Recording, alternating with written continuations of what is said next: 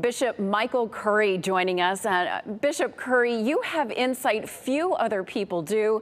When you presided over the royal wedding of Prince Harry and Meghan Markle, you were able to see the royal family when the cameras weren't around. So tell us about the Queen. What was she like? Well, I mean, the reality is the graciousness that you see on television, that's projected via media, is actually embodied in her when you actually are with her face to face. She's very kind, gracious, clear, and she can be funny. I mean, that's one of the things. She can actually be humorous and funny. But this was a great and wonderful woman. She's a reminder, I think, that true human greatness really is possible. This was a deeply spiritual woman. She was a devout Christian. She was a woman of deep faith that was real and genuine. I mean, this is somebody who went to church and somebody who said their prayers and somebody who read their Bible and actually tried to live it.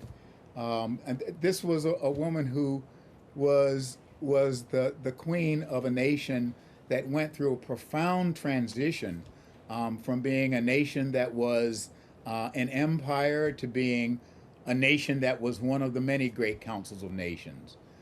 She was the queen whose, I think, presence and courage and genuine love and respect for her people made it possible for the United Kingdom to evolve into a multiracial, multicultural, multi-religious society and community, working to learn to live together with all of that diversity and variety. This was someone who leaders of the nations not only respected and honored, but this was a woman whose advice and counsel they sought because it could be given quietly and not publicly. That she's a remarkable person, and I remember well after toward the end of the wedding ceremony, when she was leaving, and this was off camera, as she was leaving the church, she turned, looked at me, smiled, and nodded, and I nodded back. I suppose that meant job well done. I hope it did. I didn't want her to see it go like that. Right, exactly. So, I mean, she was so admired, so respected around the world. What was your thought when you heard the news today that she died?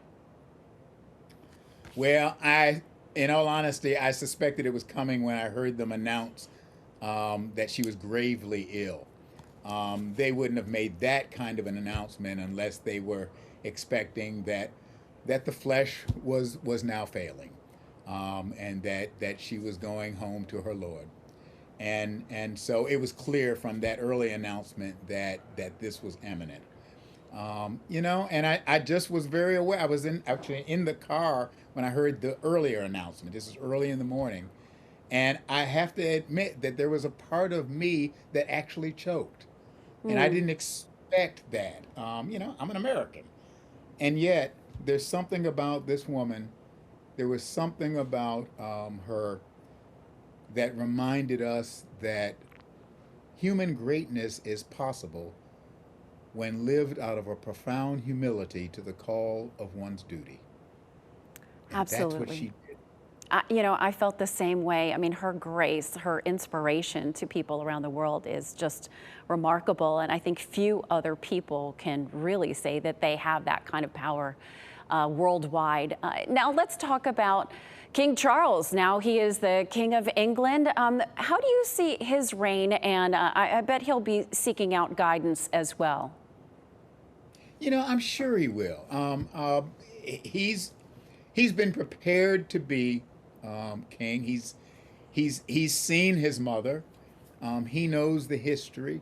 He also, I think, it's fair to say, has a perspective on the United Kingdom, but on the world that is very much of this age. His passion and his commitment to the environment is long-standing. his concern about climate change, and his concern about our care for, as I would say, as God's creation, and the need to care for it because we are part of it, and our destinies are linked to creation and the environment. That's been something that he's been involved in long-standing. His father was deeply committed to that. The Queen deeply supported that work. I think we're going to see that kind of presence from him and commitment to save the earth that we might save humanity and the human family. So I look forward to a different reign. He will be the king for this time, just as she was the queen for her time. You had the chance to see him as a father to Prince Harry as Harry was getting married. So tell me about those conversations that you had with him. Oh, they were all, they're, you know what? This was a wedding like virtually every wedding that I've performed as a clergy person over some 40 years of being ordained. There were families, everyone was there. There was, all that happens at a wedding. And he was, what I do remember is he was so proud and thankful and wanted to walk Meghan she walked part of the way up the aisle by herself. And then he met her and walked her up to the altar to be with her soon-to-be husband. That was an act of remarkable grace, and better yet, it was an act of care, of loving care for her and for his son, that was quietly and subtly done, but profoundly received and known.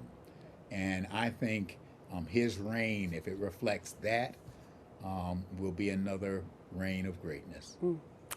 Tell me about your message to the world today as people are grieving literally around the world.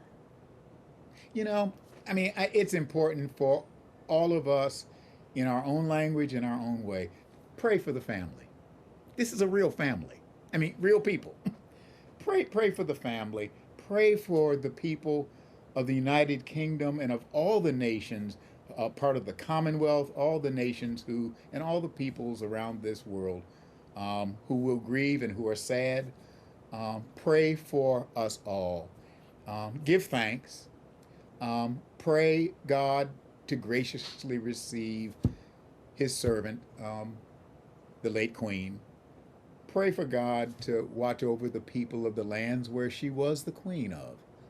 And pray for a world that reflects the grace, the dignity, the love of humanity, and willingness to serve without counting the cost. Pray for the spread of that kind of humanity grounded in the love of God. And maybe we will all reflect true royalty, which is love and service and human dignity. We so appreciate your comfort, your insights, your words. Bishop Curry, thank you so much for your time. Thank you, Debra. Thank you very much.